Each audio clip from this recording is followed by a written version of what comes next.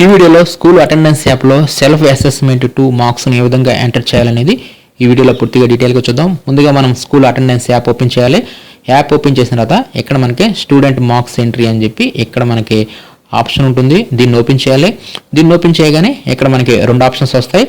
Access as class teacher, access as subject teacher. ఇవి తెలిసిందే. Class teacher అంటే మనం క్లాసెస్ వారీగా మనం ఒక్కొక్క విద్యార్థికి మనం ఏ క్లాస్ అయితే మ్యాపింగ్ చేసుకున్నామో ఆ క్లాస్కి మనం మార్క్స్ని ఎంటర్ చేస్తాం.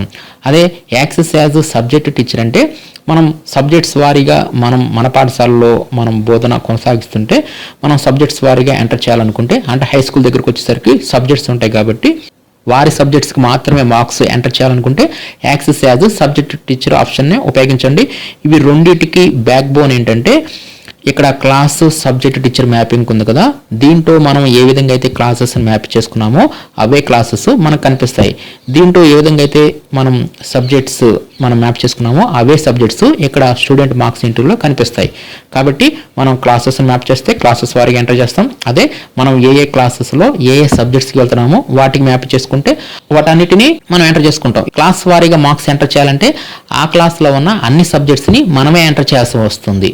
అదే సబ్జెక్ట్ టీచర్ మ్యాపింగ్ చేసుకుంటే మనం ఏ సబ్జెక్ట్స్ అయితే మ్యాప్ చేసుకున్నామో అంటే మన సబ్జెక్ట్స్ వరకు మాత్రమే మనం మార్క్స్ని ఎంటర్ చేసుకోవచ్చు.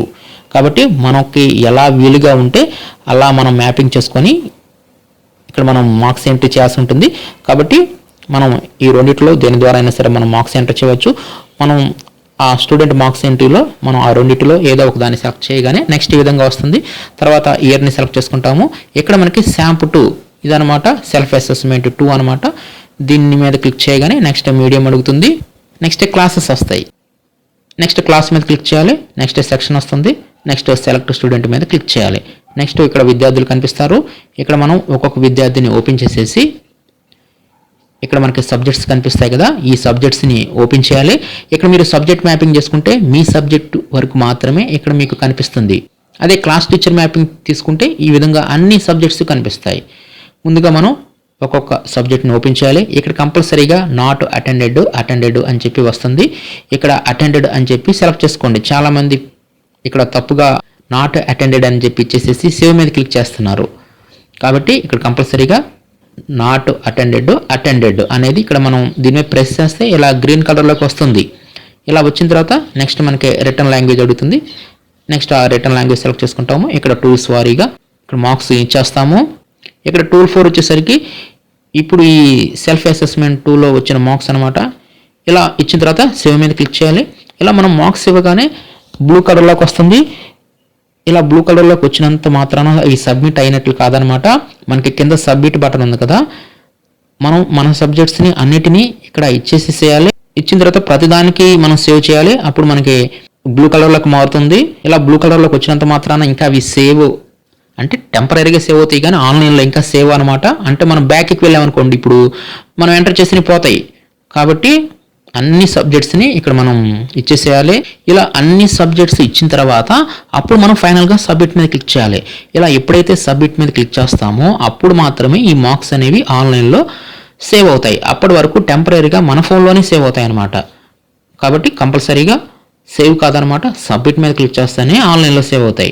ఇలా మనం మార్క్స్ ఇవ్వగానే ఇక్కడ గ్రీన్ కలర్లోకి ఈ విద్యార్థి యొక్క పేరు అనేది ఇక్కడ మారటం జరుగుతుంది. ఈ విధంగా అందరు విద్యార్థులకి గ్రీన్ కలర్లోకి రావాలి. రెడ్ కలర్లో ఉన్నాయంటే ఇంకా మనం మార్క్స్ను ఎంటర్ చేయలేదని అర్థం. కాబట్టి ఆ విద్యార్థులకి మనం మార్క్స్ అనేవి ఎంటర్ చేయాల్సి ఉంటుంది. ఈ విధంగా అందరు విద్యార్థులకు గ్రీన్ కలర్లోకి రావాలి. కాబట్టి ఈ విధంగా ఈ స్టూడెంట్ మార్క్స్ని మనం క్లాసెస్ వారీగా ఎంటర్ చేయవచ్చు, లేదంటే సబ్జెక్ట్స్ వారీగా ఎంటర్ చేసుకోవచ్చు. ఇవి కరెక్ట్గా ఎంటర్ చేయాలంటే మనం క్లాసు సబ్జెక్ట్స్ వీటిని కరెక్ట్గా మ్యాప్ చేసుకోవాలి. ఒకవేళ ఈ సబ్జెక్ట్ టీచర్ మ్యాపింగ్ కానీ మనం ఎడిట్ చేసుకోవాలనుకుంటే మనం ఈ యాప్లోకి మన పాఠశాల యొక్క డైస్ కోడ్తో లాగిన్ అయ్యి మనం ఎడిట్ చేసుకోవచ్చు. అంటే క్లాస్ టీచర్కి ఎడిట్ లేదు కానీ సబ్జెక్ట్ టీచర్కి మనం ఎడిట్ అనేది స్కూల్ లాగిన్లో చేసుకోవచ్చు.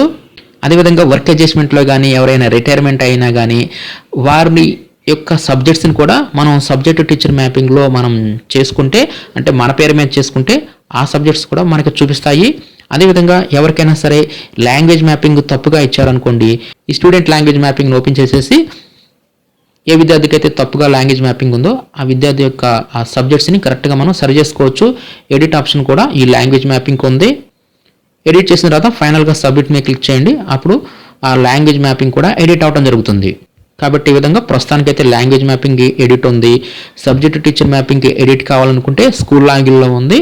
స్కూల్ లాగిన్లో ఇదే సబ్జెక్ట్ టీచర్ మ్యాపింగ్లోకి వచ్చేసి మనం సబ్జెక్ట్ టీచర్ మ్యాపింగ్ని ఎడిట్ చేసుకోవచ్చు. ఇవి రెండు కరెక్ట్గా ఉంటే మనకి స్టూడెంట్ మార్క్స్ ఎంట్రీ అనేది 100% చక్కగా పనిచేస్తుంది. అదేవిధంగా ఇక్కడ మార్క్స్ ఎంటర్ చేసేటప్పుడు విద్యార్థుల పేర్లు కనిపించట్లేదు అనుకోండి, మీరు మీడియం అనేది యూడైజ్లో తప్పు ఇచ్చి ఉంటారు. కాబట్టి యూడైజ్ ప్లస్ సైట్ ఓపెన్ చేయండి. దాంట్లో ఈపీజీపీఎఫ్ఈ ఫామ్లు ఉంటాయి కదా, దాంట్లో ఈపీ ఫామ్ ఓపెన్ చేయండి. ఎన్రోల్మెంట్ ప్రొఫైల్, ఆ ఎన్రోల్మెంట్ ప్రొఫైల్లో విద్యార్థి యొక్క మీడియము కరెక్ట్గా తెలుగు మీడియం కానీ ఇంగ్లీష్ మీడియం కానీ అవి కరెక్ట్గా ఉన్నాయో లేదో ఒకసారి చెక్ చేసుకోండి. ఒకవేళ తప్పుగా ఉంటే అక్కడ అప్డేట్ చేయండి. అప్పుడు 24 అవర్స్ తర్వాత ఈ యాప్లోకి ఆ మీడియం అనేది అప్డేట్ అవడం జరుగుతుంది. అలా కరెక్ట్గా వచ్చిన తర్వాత మాత్రమే మార్క్స్ ఎంటర్ చేయండి.